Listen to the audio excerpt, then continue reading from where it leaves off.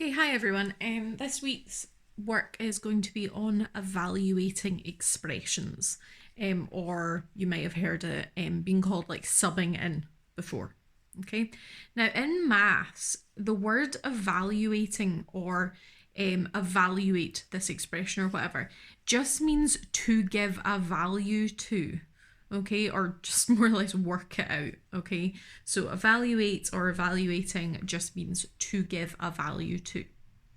Now, if we're to evaluate an expression, it's important to know exactly what an expression is. Okay, I have used these words before, but I'm just telling you again. Okay, something like this is called an expression.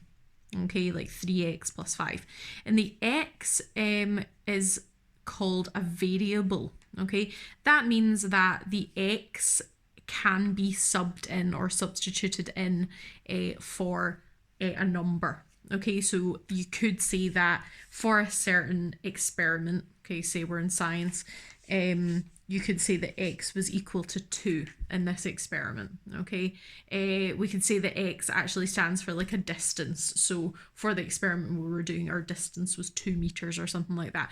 So if x was equal to 2, we'd sub in 2 where the x stands for. Now we call it a variable because say we were doing the experiment again and we made x equal to 3 meters, okay, the value for x can vary, okay, it can change, so that's why we call it a variable.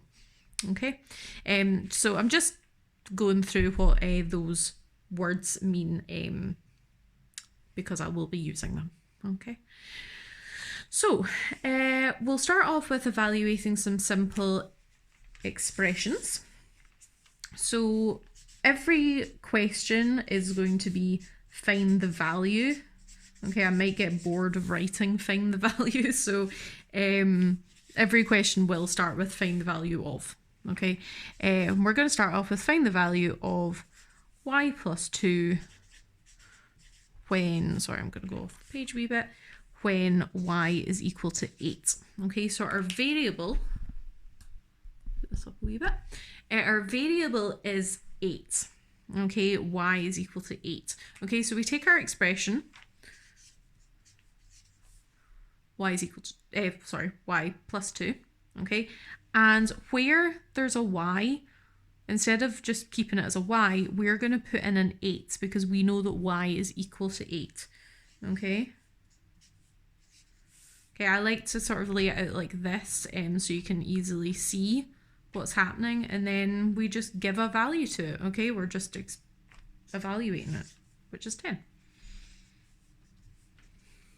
Okay. So that's that one.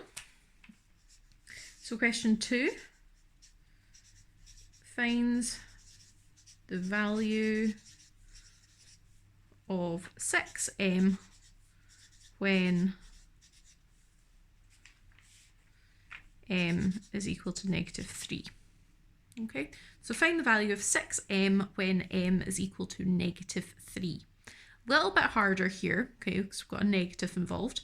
Okay, but again, we just go about it the same way. We write down our expression, 6m. 6m, remember, means 6 multiplied by m, or 6 times m.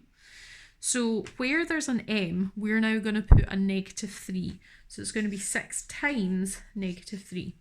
Now, if you are not comfortable or just not confident on multiplying negatives, remember I did post that help sheet of multiplying with negatives, dividing by with negatives, adding, subtracting, etc. But just to summarize, if you've got 2 positives and you're multiplying them, they make a positive. If you've got 2 negatives and you're multiplying them, they make a positive. If you've got a negative and a positive, they make a negative. Okay, so more or less if your signs are the same, they make a positive. If your signs are different, they make a negative when you're multiplying and dividing.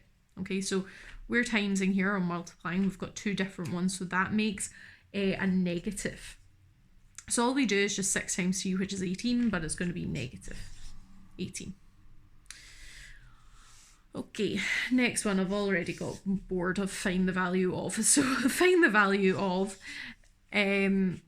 what will we do? We'll do a divided by 5 when a is 30. Okay, oh, sorry, off the page a little bit.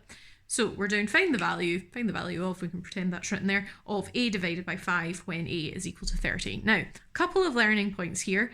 I'm saying a divided by 5 because that's all that a fraction is.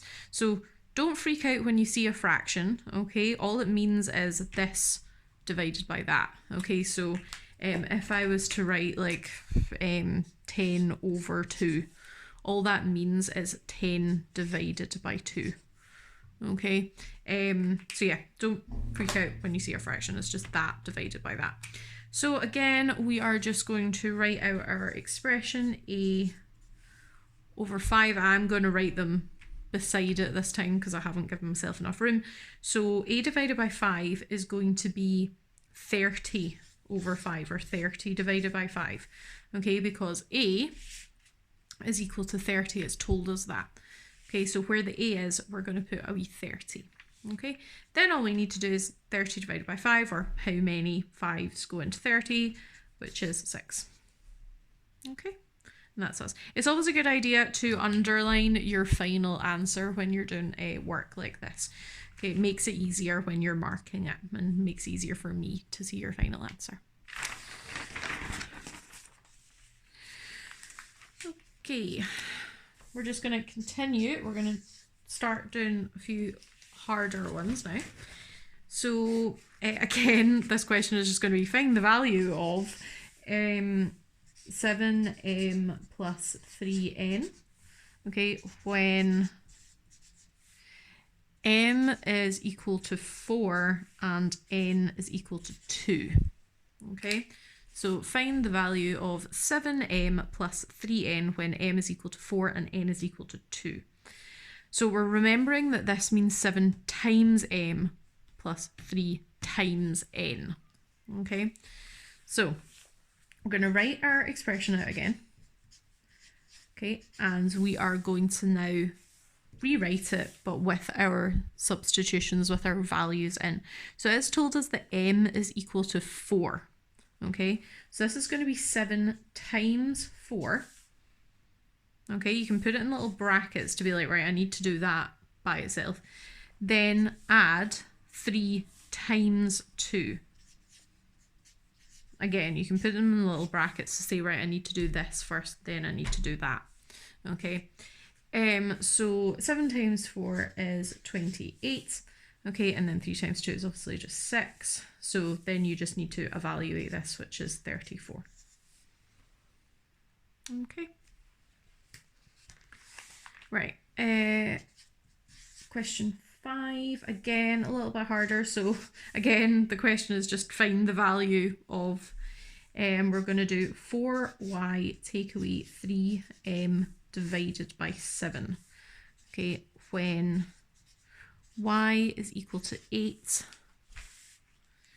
and m is equal to 6. Okay, so this one might look a little bit intimidating, okay, but if you just follow what I'm going to do, it makes it a little bit easier. Okay, so again, we're just going to rewrite our expression, 4y take away 3m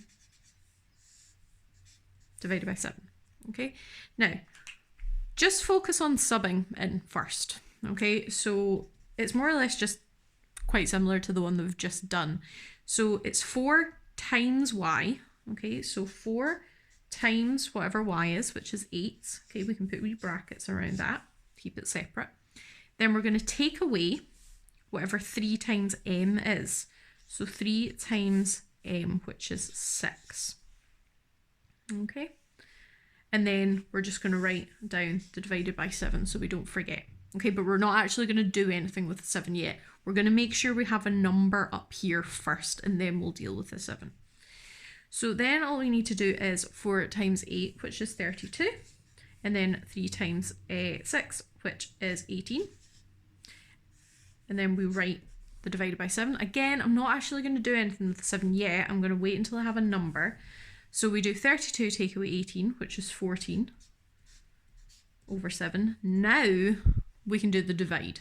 Okay, remember all this means is 14 divided by 7. So how many 7s go into 14? Which is 2. Okay, so I know that when you are given something like that, it can be a bit like, whoa, that's quite a lot of work. But if you just take it step by step, okay, do your working, then it should come down into a nice answer, okay? If you tried to do this without working, you would probably make a mistake, okay, because there's quite a lot to it, okay? I've done quite a few steps of working. I expect the same from you, okay? Right, last one is a little bit different, okay, because it includes, I can't remember what question, we're on question 6, I think, because it includes fractions. Now, we haven't actually discussed fractions yet, but I know that you have covered them earlier on in your maths careers, okay, but I am going to spend a little bit more time on this question, okay. So again, the question is just find the value of 3b plus a half c when b is equal to 9 and c is equal to 12. Now, before we fire into this question, I'm just going to do a little bit of work on multiplying with fractions, okay? Because we should know by now that this is 3 times b and a half times c. So it's going to be a half times 12. Okay, so first off, we need to know how to multiply fractions. So I'm just going to draw a little red line here. Okay, and we're just going to have a wee look at multiplying fractions. So if I had 1/3, okay, multiplied by, let's say 12. Okay, there's a couple of ways you can go about something like this. I'll show you one way and then I'll show you another way, and you can kind of think of it whichever way that you find easiest. The first way is what I like to say, times by the top, divide by the bottom.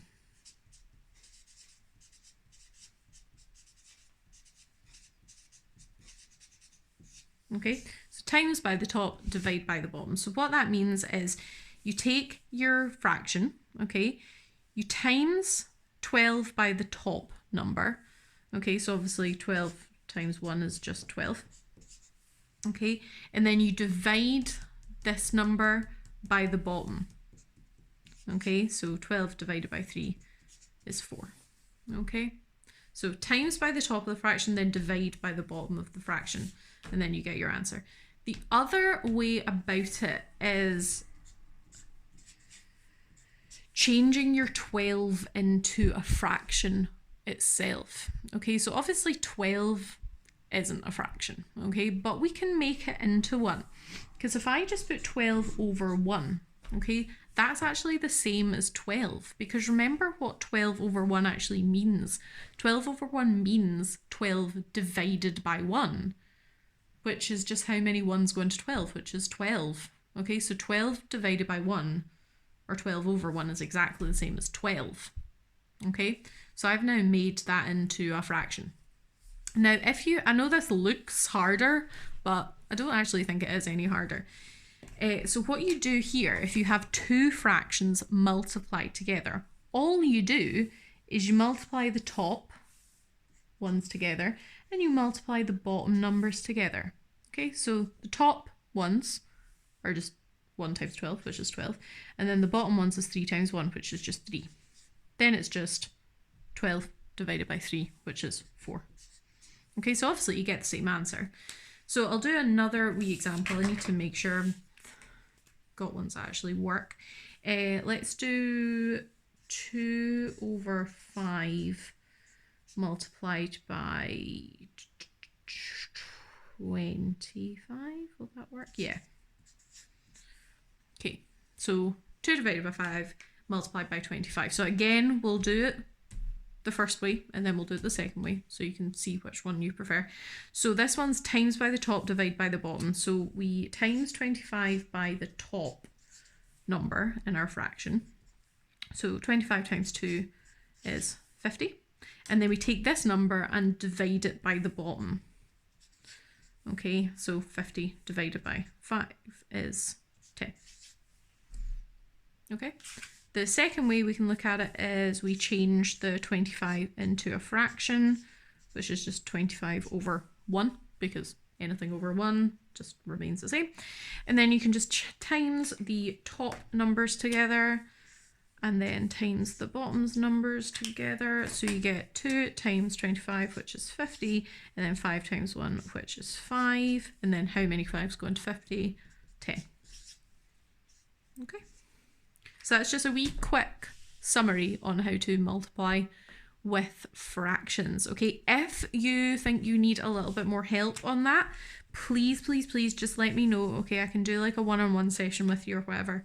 Okay, so yeah, please just let me know if you do need a little bit of help on that. So let's go back to our question at hand. Okay, 3b plus a half c. Okay, when b is equal to 9 and c is equal to 12. So again, we just write down our expression again. Okay, and then we sub in our values. So it's 3 times b, but b is 9. So 3 times b, which is 9. So again, I've just put it in brackets just to show that I need to do this kind of separately. Then it's plus a half times 12, because it's half times c and c is 12. Okay, so this you could just go ahead and do easily. Okay, that's 27. Okay, 3 times 9. Then this, again, you can do it either way. I don't mind. Okay, so if you do need to do like extra working for it, just do it on the side. Okay, so a half times 12 over 1. I'll just do it this way. Okay, you multiply the tops together, you get 12. You multiply the bottoms together, you get 2. So how many 2's go into 12, or 12 divided by 2 is 6. Okay, so this is just 6. Okay, then you just add them together.